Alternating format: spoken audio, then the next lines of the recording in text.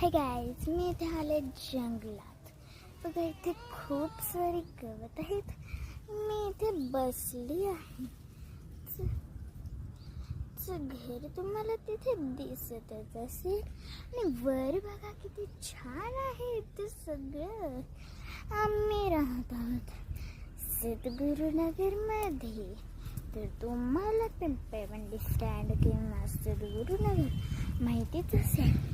तर एकदा या आमच्या इथे फिरायला. आमचं इथे काही फिरायचं ठिकाण नाही आहे, पण हे आमचं गाव आहे. पण इथे खूप मजा आहे. हे गाव आम्ही इथे गोव्याची मज्जा सहजासहजी घेतो.